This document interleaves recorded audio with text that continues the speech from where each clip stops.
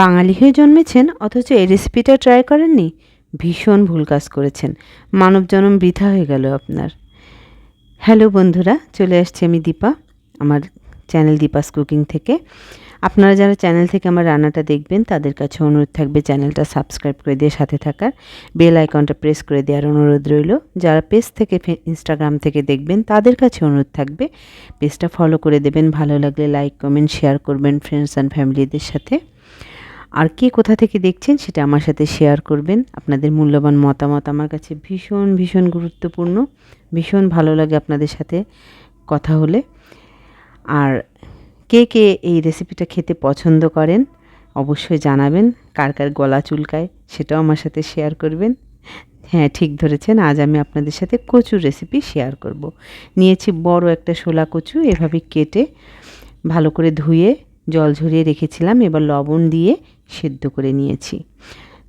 কচুটা নামিয়ে জল ঝরতে দিয়েছি, ভালো করে জলটা ঝরিয়ে নিতে হবে। কড়াইতে তেল গরম করে নিয়েছি 1 চামচ 5 ফোড়ন, আর বড় কোয়ার যে রসুন হয় সেটা 4 টুকরো করে নিয়েছি।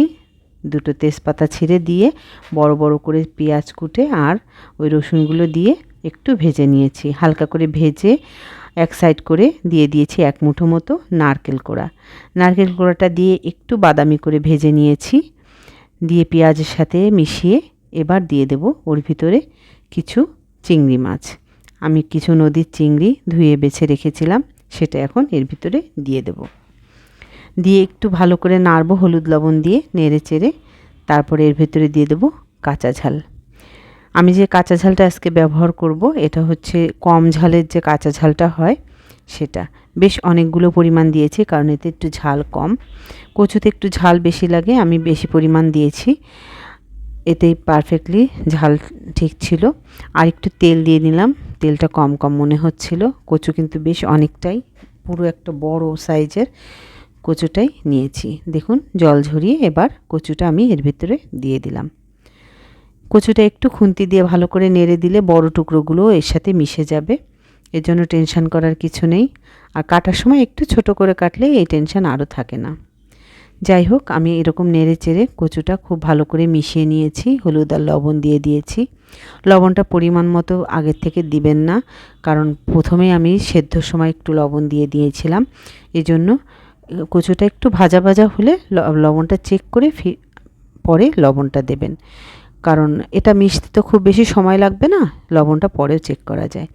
আর কিচ্ছু করতে হবে না। এবার খুব ভালো করে নেড়ে চেড়ে কড়াইয়ের গা থেকে যখন কচুটা এরকম ছেড়ে দেবে, নাড়ুর পাকের মতো হয়ে আসবে, কড়াইতে আর লেগে যাবে না, তখন বুঝে যাবেন কচুটা হয়ে গেছে।